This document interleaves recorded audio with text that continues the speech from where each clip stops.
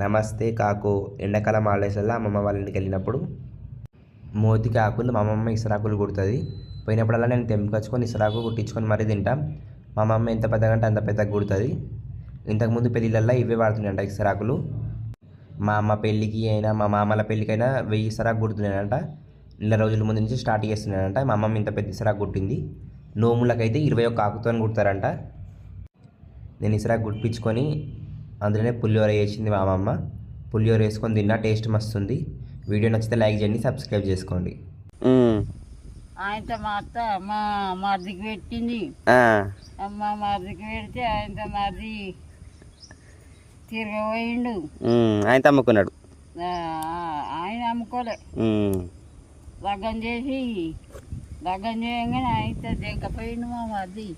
ఇయ్యలేరు నీకు, నీ అద్దుతులం నీకు కూడా రాలేదు. దానికి పోయింది.